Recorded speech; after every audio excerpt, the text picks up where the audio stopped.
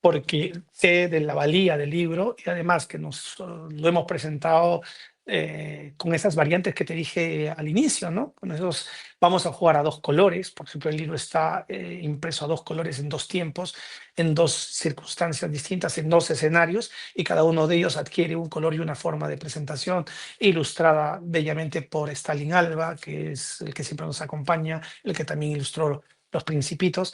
Entonces, tiene todas las condiciones, finalista de un premio en Guatemala, publicada por un sello independiente peruano, un libro muy bonito, una trama muy interesante y una pluma vistosa y cuidada, la de Mari Carmen, que no tendría por qué decir que no tiene todas las posibilidades de ganar. Yo espero que así sea, ¿no? Que sea como el Albacete que le ganó al Real Madrid, que lo sacó de Hombre, la Copa del Rey.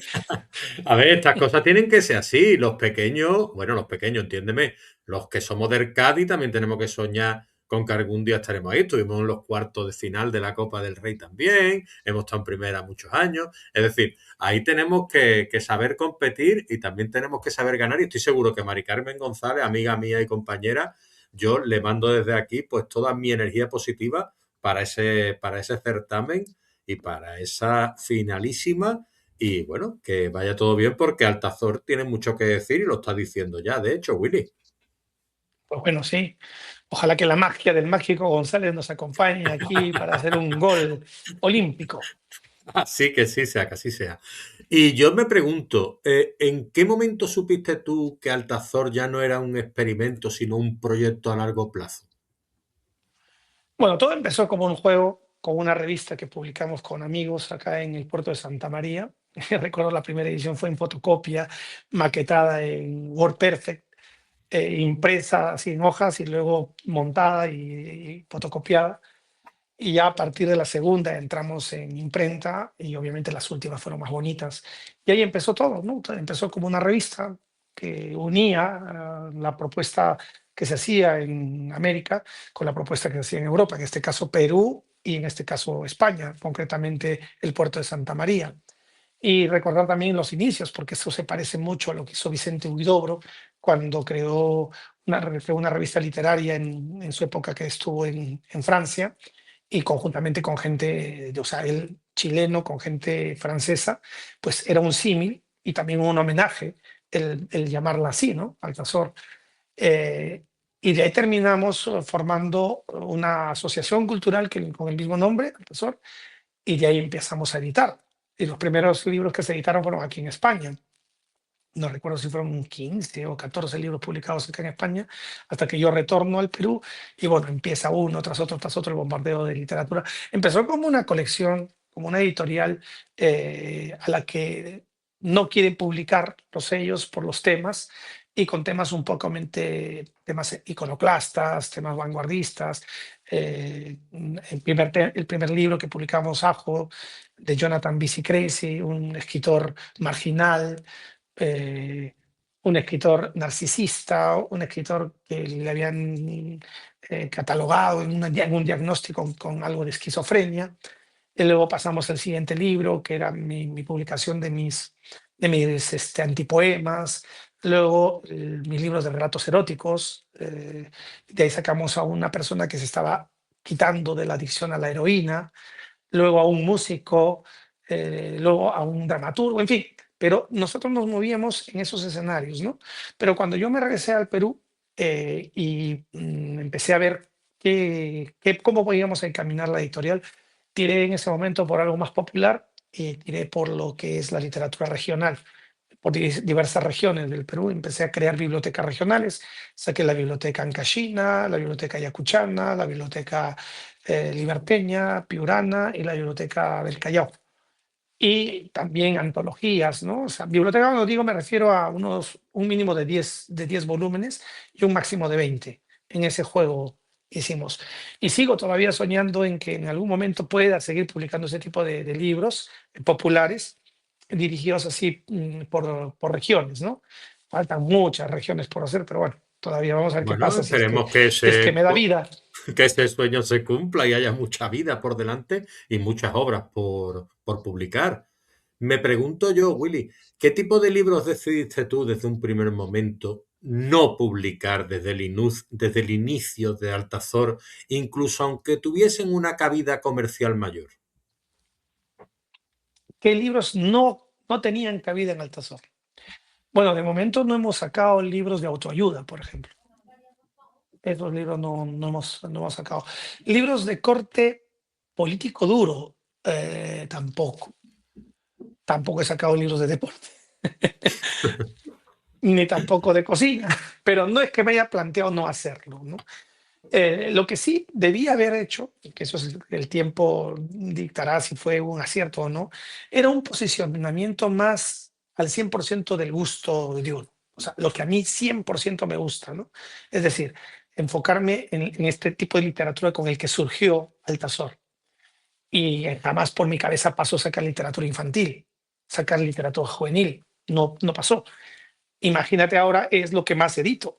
Más edito literatura infantil y literatura juvenil, cosa que cuando fueron los orígenes de Altazor, si tú me lo dices hace 30 años, pues te diría, no, ese camino nunca lo voy a hacer, ¿no? Yo no voy por esa literatura, ¿no? Empecé con la literatura infantil a raíz del nacimiento de mis hijas, de mi hija mayor concretamente, y fue producto de ella que dije, ostras, pues yo mismo empecé a escribir literatura infantil. Obviamente me cambié, me puse un seudónimo, ¿no? Porque lo mío va relacionado un poquito más a lo fuerte, lo erótico, a lo humorístico. Entonces creé el seudónimo de Abril Alonso para publicar cosas que tengan que ver con lo infantil. Yo te voy a preguntar una cosa de padre a padre, porque yo sí lo sentí y quería saber si tú lo has sentido. ¿Te volviste más blandito con la paternidad? ¿En qué sentido, bendito? Blandito en el Porque sentido emocional, en el sentido literario, en el sentido... en todos los sentidos, bueno, pero si principalmente en el podríamos, literario. Diga, en si los temas podríamos que llamarlo, tratas, claro, si podríamos llamarlo así como tú lo estás denominando, sería ese quiebre que yo no me planteaba, ni me planteé, ni me imaginé que iba a ser literatura infantil, pues eso sí sería, ¿no? Una de las razones que no me debilitaron, al contrario, me dieron un brazo más, ¿no? O sea, un rubro más en el cual poder participar. Y eso he de agradecer. O sea, no habrían varios libros que he escrito si no fuera a raíz de ellas. Pero ablandarme en los otros sentidos, no. Por ejemplo, yo sigo escribiendo con fuerza mis textos. Saqué cuando ya mis hijas habían nacido, mi libro El Sendero Luminoso del Placer, que tiene mucha carga vivencial. Me he desfogado de todos mis demonios, burlándome de cada una de las acciones que hice en la juventud, ¿no? Pero fueron publicadas ya cuando ellas estaban con vida. Entonces, y sigo haciendo cositas. Saqué un libro hace poco que se llama Lágrimas de Onán. Saqué Tres Palabras que tienen mucha humedad. Y tengo en mente sacar uno que se va a llamar Tres Palabrotas. En fin, o sea que la fuerza guerrillera de mi palabra no ha sido mermada, pero sí me ha salido una raíz más, una vertiente más, un camino más, un sendero más con lo que es la literatura infantil. muy bien. Yo es que cuando fui padre, te explico, yo no es que me reblandeciera, sino que emocionalmente me volví como más sensible a todo. Entonces Bueno, eso no, también, la sensibilidad creo que sí está presente desde siempre, no necesariamente por la paternidad, porque cuando alguien ama mucho la literatura y está enfocada sobre todo en temas de poesía, ¿no? Tiene que ser un tipo sensible y con esa sensibilidad pues crear, a lo mejor incluso más sensible que inteligente, ¿no? poesía. Tres poemas, venga. Dime tres poemas que son para ti tus tres poemas de cabecera que tú, los primeros que se te vengan a la cabeza.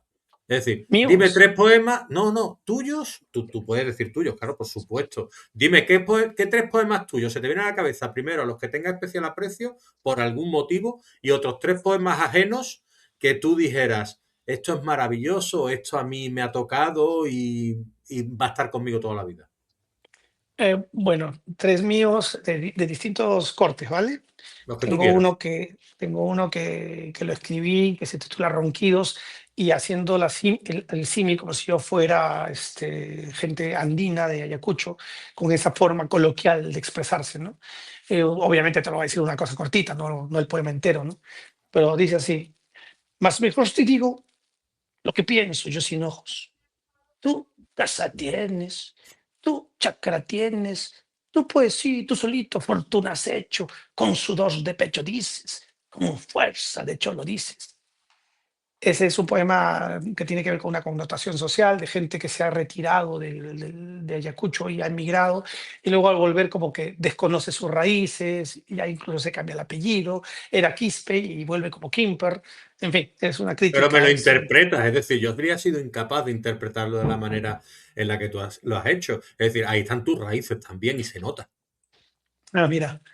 Bueno, este otro es un corte un poquito más, más de la onda de Karl Ojarak, que Ujú. dice, pues este no sé si estará en horario que puedan escuchar los chicos. Carlos Harak, hombre, aquí estamos siempre en horario fuera de los chicos. Aquí, es decir, aquí se permiten ciertas licencias. Willy, Carlos Harak, que era uno de tus seudónimos, ¿verdad? Correcto, correcto. Este, por Vale. ejemplo, que dice, yo no me desmiento, ni siquiera me creo. Estoy vivo, no lo dudo, pues acabo de tirarme un pedo. Muy bueno, todos llevamos uno dentro, al fin y al cuenta, ¿no? Sí, un poco escatológico, obviamente, pero que Nada, bueno, es nada, cierto. pero tiene su punto, tiene su gracia. ¿Y el tercero? A ver, el tercero, el título lo tengo. Bueno, ya, ok. Cunilingus se titula. Mis palabras te acarician de nuevo, tejen tus cabellos desorientados, te besan aquí y allá, aunque te resistas, feroz como una colegiala, inventando razones que tu vientre perdona. En silencio, en la oscuridad, mis palabras acarician tu cuerpo. Y bueno, de los que no son míos, sí me sé uno que es un poema que siempre lo recito, eh, que para mí me parece motivacional, que reúne muchos.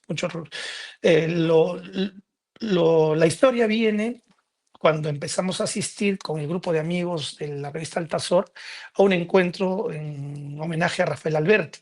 Y ahí tuve la oportunidad de conocer a Mario Benedetti. Entonces Mario Ujú, Benedetti se sentaba a mi derecha, yo a la izquierda, y empezamos a conversar. Y ahí Mario dio una ponencia, una exposición sobre poesía, habló de poesía latinoamericana, en fin, y recomendó ver una película.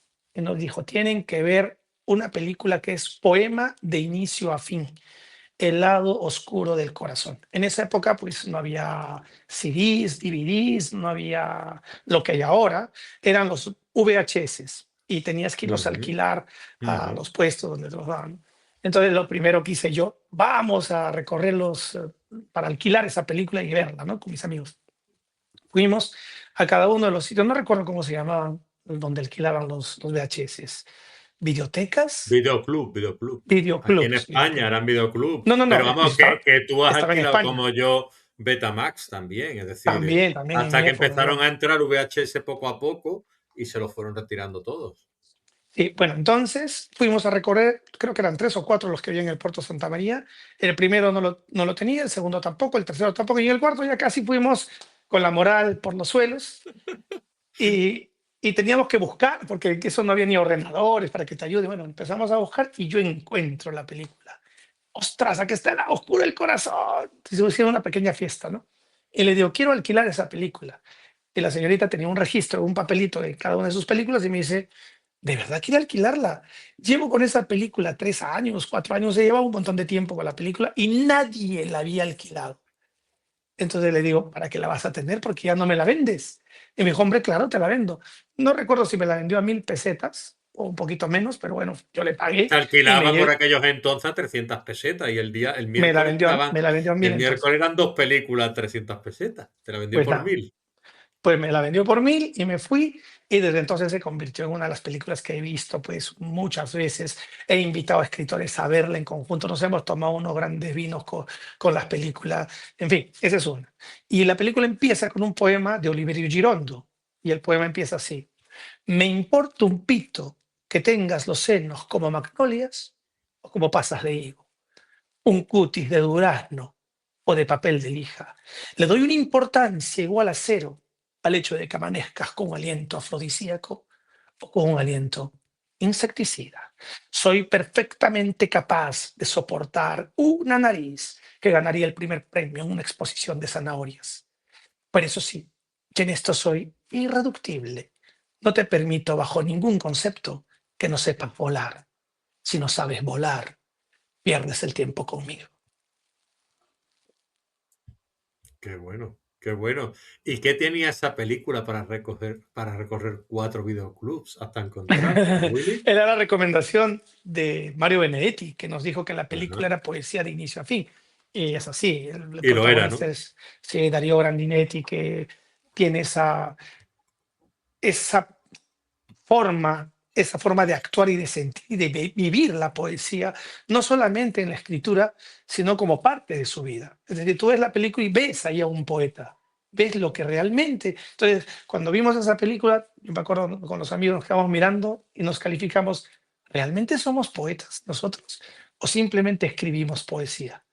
Entonces empezamos a debatir, a conversar y al final decidimos ser escritores de poesía, no calificarnos todavía como poetas, porque no estábamos todavía a la altura de unir nuestra vida con nuestro pensamiento, con nuestra literatura, tal cual. Pero sí fue un aliciente a que la poesía se te fuera metiendo dentro y pudiéramos exteriorizarla.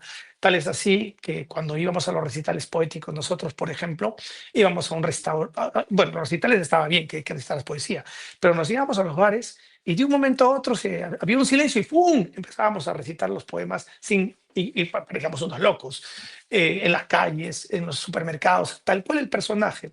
E incluso cuando ya la noche oscurecía y ya no había público, ya no había nada abierto en el puerto de Santa María, y nosotros queríamos seguir, sobre todo con Andrés Hernández Morente y con Juan Carlos Arniz, con ellos dos, caminábamos, y ya pues que sería 2 de la mañana, 3 de la mañana, un lunes o un martes que todo está cerrado, y decían, pues queremos seguir leyendo pues ya, y no tenemos público. Y no me acuerdo a quién se le ocurrió la idea de decir, pero ¿por qué no? Tenemos a las prostitutas que están ahí al lado de la estación de tren. Pues vamos, y le recitábamos los poemas a las prostitutas. Ahí terminábamos nuestros días algunas veces en el puerto Santa María. Muy bien. Y te quería preguntar yo, tú como editor, una vez que eliges un título, lo escoges, te lo has mirado y contactas con el autor, ¿cuál es el acompañamiento, la relación entre editor y autor o autora que tú llevas a cabo? Bueno, en algunos casos se hace muy fluido, en otros casos se hace un poco más denso, otros se hace un poco más amical, otro entra a formar la familia que yo no le puse, le puso Carlos Calderón Fajardo, la familia altasoriana, porque sentíamos que éramos una familia, porque yo siempre hacía reuniones en mi casa, en Perú, invitaba a mis escritores, a mis autores casi siempre, era un punto de reunión donde caíamos, se presentaba un libro, terminábamos. Entonces los consideraba parte de una familia, ¿no? Entonces ese era una forma de decir, bienvenido, estás conmigo, y no solamente eres mi autor, sino ya eres ya mi amigo, porque compartimos un trago, compartimos una comida, compartimos nuestros tiempos, y ya, y se creaba pues una hermandad. Creamos la revista Altazor también con estos amigos allá en España y sacamos la segunda etapa de la revista con otra visión un poco más comercial, pero también cargada de literatura. Muy bien, muy bien. Eh, ¿Cuál ha sido el error editorial que tú dirías que te gustaría no haber cometido? Bueno, tengo dos errores. Recuerdo que cuando me nombraron presidente de la Cámara, perdón, de la Cámara, no, me nombraron presidente de la Asociación de Escritores de Ayacucho, lo primero que yo pregunté, una vez que ya di mi discurso, pregunté a todos los escritores ayacuchanos que asistieron, dije, ¿quiénes de ustedes que son socios de la Asociación de Escritores de Ayacucho no tienen un libro publicado? Entonces levantaron la mano, no me acuerdo si 3, 4 o 5, no recuerdo el número. Y le digo, ¿ustedes no han publicado? No, pero son socios de... Sí, somos socios. Entonces yo les dije, a todos ustedes les voy a publicar sus libros.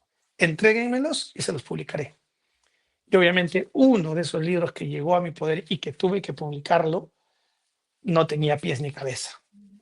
Era entre comillas, un desastre. Pero bueno, lo publiqué. Entonces puedo vanagloriarme de haber publicado uno de los libros más complicados de la historia de la literatura peruana, ¿no? Y ahí está. También forma Y parte del trabajo, ¿no? y les publiqué a todos porque me parecía incorrecto que un socio de una institución que tenga que ver con escritores no tenga un libro que lo respalde. Entonces ese fue. Y el segundo fue uno de corte comercial. En el Perú estaba muy famosa la Tigresa del Oriente, que tenía un montón, se le conocía como la reina del YouTube, no en el Perú, sino en el mundo. Era la reina del YouTube. No sé cuántos millones de vistas tenía. La cuestión es que me dicen que quiere publicar en Altazor, me entregan su trabajo de su vida, que se llamaba como una de sus canciones Un Nuevo Amanecer. Entonces llamo a mi equipo, me dicen, güey, ese es gol de media cancha, saquemos el libro. Y digo, yo nunca he sacado libros de farándula, libros que tengan que ver con la vida de una cantante, de esto que es youtuber, o sea, no, no se llama youtuber, perdón, reina del YouTube. No, no es lo mío. Voy a meterme en un escenario que no es, pero Willy, lo vas a meter como rosquilla. O sea, te va a dar una visibilidad, pero brutal. Y mira, yo que tú sacó 10.000 ejemplares, porque eso vas a moverlo, pero brutalmente. Y yo fui cauto, no acepté editar el libro y saqué 1.000 ejemplares. El día de la presentación el auditorio estaba abarrotado. Habían 500 personas en el auditorio, pero fuera había una cola de por lo menos 200 más. Entonces yo dije, wow, 700 personas de aquí, pues agoto la edición. Ya está. O sea, y ya pensando en la segunda y diciendo, este es el gran acierto de vida. ¿Quién te dice? Te pregunto, ¿cuántos libros crees que vendí ese día de la presentación del oficial en la Feria Internacional del Libro de Lima?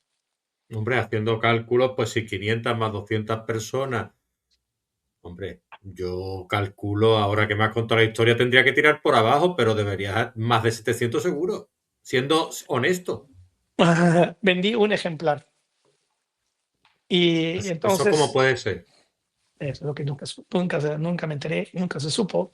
Toda la gente se tomaba fotos con la autora, se volvió loca, toda la prensa vino, nos hicieron entrevistas de Chile, de México. Yo andaba por aquí, por allá con ella en los platós de televisión, pero lastimosamente no funcionó. Y yo lo había dicho antes, dije, no, esto es un espacio que yo no conozco, no me quisiera meter. Y bueno, pese a que le pusimos todo el punch del mundo, eso fue lo que pasó. Y bueno, hablando de aciertos, siempre hay que hablar de la cara amable también de la moneda. Hablando de errores, perdón, aciertos. Ah, no, ahí se han ido muchos, ¿no? En las antologías que hemos preparado, las mías propias y las de otros escritores, libros que han salido, que yo pensé, digo, este va a ser un gol y fue realmente un gol, y algunos siguen siéndolos, otros se han ido a otras editoriales más grandes, pero que sí, que ha funcionado varios títulos. Por nombrarte un par, yo saqué un libro que se llamaba Gracias Totales, tributo narrativo a Soda Stereo, una banda ícono del rock latinoamericano, Argentina, y venían a hacer el espectáculo El Circo del Sol, denominado como Soda Stereo, ¿no? O sea, la banda. Y ese fue un gol de media cancha. Sacamos 3.000 ejemplares, si no me equivoco, ¿sí? Y también sacamos una edición pirata, porque una era a colores y otra en blanco y negro, o sea, por eso le llamo pirata. Y en precio también, una la vendíamos más barato y otra, y se agotaron todos esos libros en One, o sea, fue exitosísimo, salió por todos los medios también, se llevaron los libros a Argentina, fui a presentarlo a Argentina por todo lo alto en 2 ciudades, conocí a Zeta y Charlie a raíz de la presentación de este, bueno, Charlie y Zeta son los que están vivos actualmente, ¿no? Porque el cantante Gustavo Cerati falleció. Ese fue un libro exitoso. Y otros libros que han funcionado muy bien, Horrendos y Fascinantes, que tiene que ver con la literatura de terror. Otro libro, Somos Zombies, con la literatura de estos muertos vivientes. En Ujú. fin, en novela una muy exitosísima fue El maravilloso viaje de Francisco Caoba de Henry Quintanilla, el Tacacho Tacachito Tacachín de Sócrates Usuná, que sobrepasaron pues los 10.000 ejemplares cada uno de ellos. En fin, cosas bonitas, sí, han habido muchísimos libros que hemos acertado. Casos curiosos a veces también han pasado, que me han dado 2 libros, un mismo autor, y yo elegí uno. Me parece que se llama, en el caso de Carmen Alto y Los abuelos de mi infancia, de Henry Quintanilla. Yo elegí Carmen Alto porque me parece una trama muy interesante sobre la época de violencia, pero mezclada con hechicería, con brujería, y el otro era parte de su vida, ¿no? Era su historia como niño, con sus abuelos, ¿no? Los abuelos de mi infancia. Y yo le dije, bueno, me voy por Carmen Alto. Y me dijo, por favor, publica las dos. Yo no le tenía fe a los abuelos de mi infancia, yo le tenía fe a Carmen Alto. ¿Quién te dice que al sacar los dos libros, los abuelos de mi infancia se fue creo que por cuarta o quinta edición y el Carmen Alto, por quien yo había apostado, se quedó en una y tardé como 4 o 5 años en agotar la edición. Ujú. Y bueno, nos acercamos al final de lo que es la charlita que tendremos, pero bueno, siempre con el espacio de que tú puedas venir cuando te dé la gana. Pero yo te quería preguntar, ¿sueños que hayas cumplido con Altazor y sueños que crees que aún te quedan por cumplir, pero que llegarán? Bueno, uno de los sueños que cumplimos fue el democratizar el libro. Los libros, nosotros en la primera feria que hicimos, vendimos el libro a un sol. Un sol equivale en euros 10 céntimos, 20 céntimos. Y en el propio Perú era una locura vender los libros a un sol. Entonces hicimos una campaña y sacamos como 50.000 libros y fueron vendidos a un sol. Eso fue un sueño, pero loco. Fui criticado, vendí mi carro para hacer eso, vendí mi carro para sacar el dinero, pero conseguimos nuestro objetivo. Obviamente, en esa campaña se vendían los libros a un sol, pero como eran ferias itinerantes, habían libros de otros precios también que circulaban. Lo fuerte era el libro a un sol, pero habían de otros que en cierta medida la gente ya jalaba, se los llevaba, ¿no?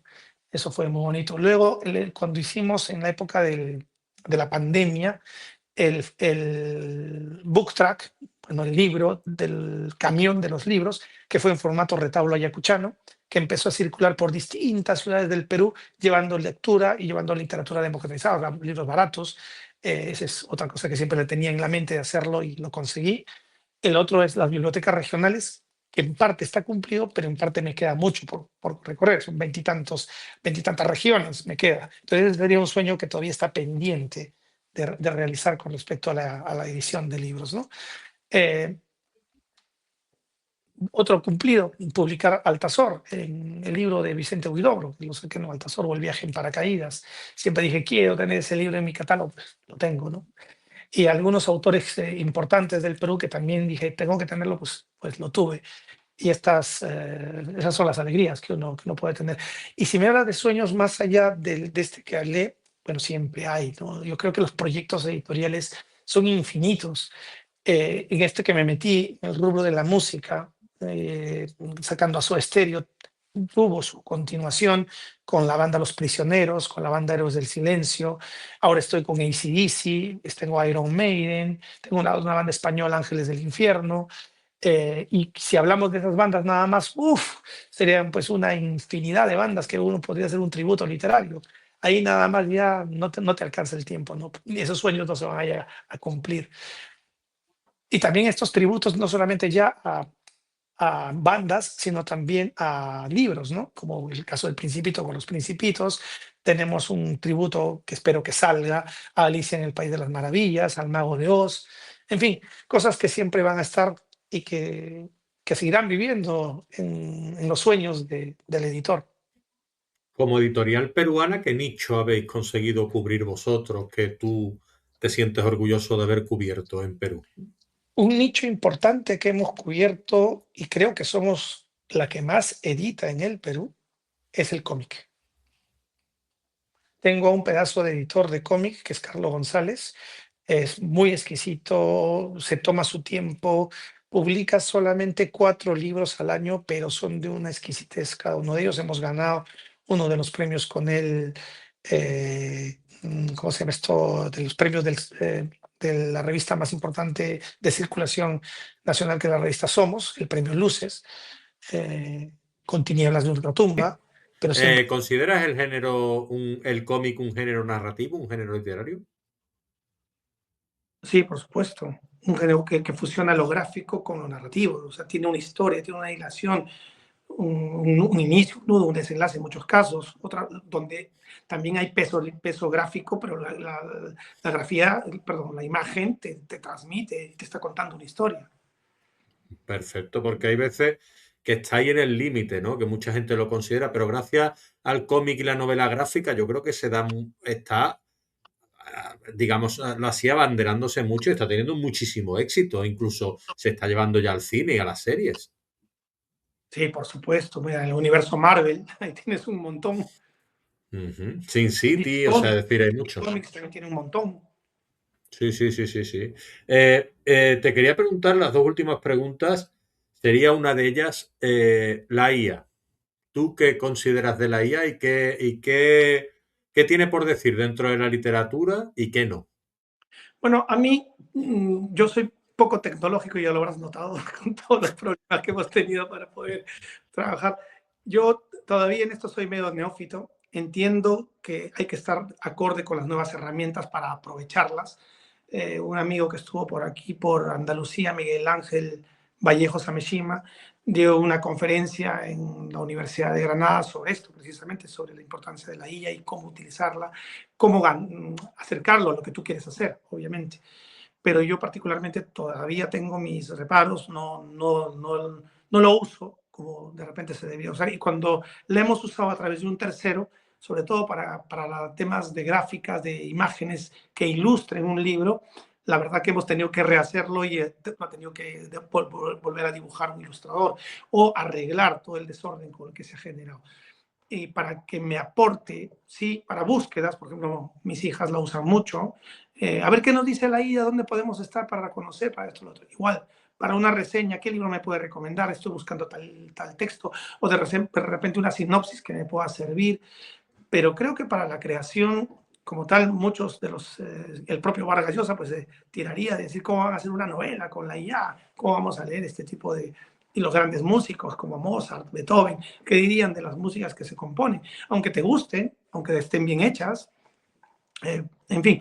Pero también detrás de esto, digo yo, ¿no? Hay gente que de repente lo está usando para darse una idea y que lo tome como si fuera un esqueleto. Algunos de los ilustradores del cómic, por ejemplo, me confesaron en Perú que sí les ayuda para armar ¿cómo le llaman ellos? Ahí tiene un nombre, historia, algo así, previo, ¿no? O sea, lo que van a hacer previo, Storyboard, quizá, algo así creo que es storyboard, que tenga que ver con las perspectivas. la Entonces ya se los dan estructura y todo esto. personajes y ellos ya empiezan, pero ya no pierden ese tiempo Mm, valioso entre una hoja, otra, hasta conseguirlo, ¿no? Entonces, de repente, otra de las cosas con las que puede funcionar muy bien es el temor del escritor a la página en blanco. Entonces, tengo la página en blanco, bueno, pongo en la IA, quiero escribir sobre un perro, a ver qué se te ocurre, ¡pa! ¿Cómo inicio? Un detonante. Entonces, si la IA me lo va a dar, pues ya tengo el camino más allanado para poderlo hacer, ¿no? ujú. Entonces, no sé, habría yo todavía no sé que ya está cada vez más posicionada. Mucha gente creo que se han sacado libros tecnológicos ya con la IA, canciones que sí las he escuchado, varias hechas por la IA, y la verdad que no me parecen malas, me gustan dentro del rubro musical que a mí me gusta, ¿no? Muy bien. Y ya para terminar y concluir, en tu experiencia como editor, porque, bueno, a fin de cuentas esto se creó como un espacio para ayudar también a los escritores y las escritoras que comienzan, ¿no? Y muchas veces, pues, lo que es la impaciencia o la frustración o lo que es el ansia, las ganas de publicar, pues hay muchas editoriales o pseudoeditoriales o imprentas encubiertas o editoriales estafas que muchas veces pues están ahí, ¿no?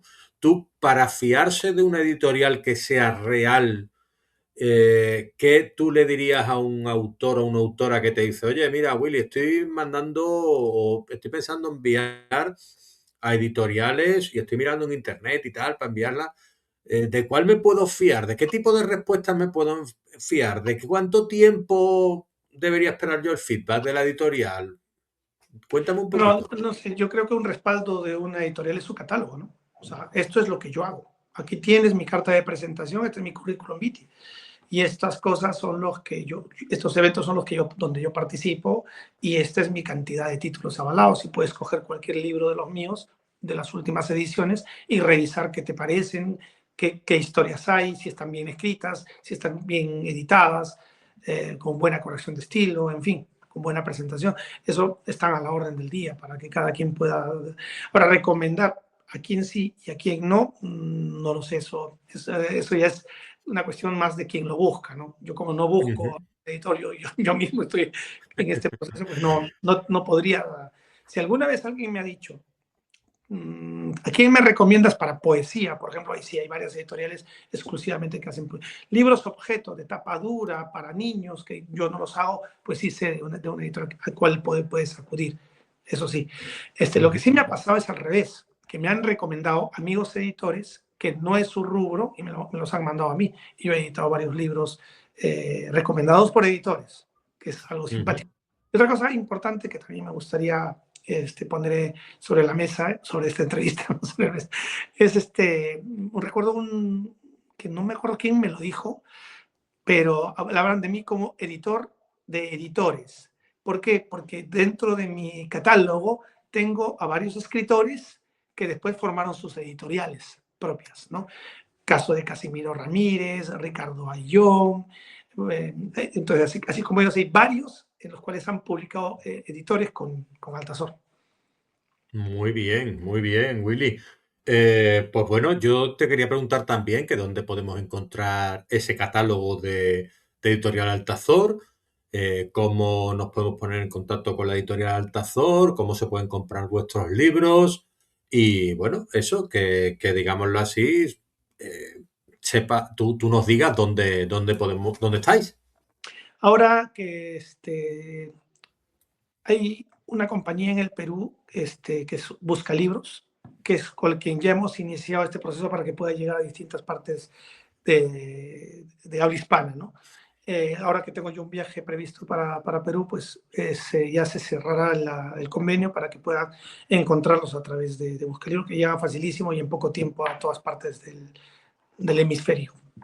Buscalibros es un buscador, una plataforma Sí, es una donde se plataforma. pueden encontrar vuestros libros de Altazor, ¿correcto? Sí, correcto. Se va Vale, perfecto. en breve. Se va a encontrar en breve. Perfecto. Pues hoy, a 6 de febrero, aquí tenéis a Willy del Pozo, editor de Altazor Editorial, que nos confirma que en Buscalibros, dentro de poco, podréis encontrar sus libros. Y nada, Willy, que ha sido un enorme placer y que muchas gracias por habernos acompañado y habernos dado tu sapiencia, habernos cedido tu sabiduría sobre libros y haber estado aquí, que me he pasado un ratito la mar de fenomenal contigo. Pues igualmente, muchísimas gracias por esta oportunidad, por este espacio. Te deseo lo mejor, éxitos en tu vena de promoción, de difusión, de conversatorios. Y gracias por el detalle que ahora te adorna la parte de atrás con Ediciones Altazor. Un fuerte abrazo y espero volver a reunirme contigo en un futuro no tan lejano. Esperemos que sí. Un abrazo, Willy. Venga, que Próximo. sigamos. Hasta luego.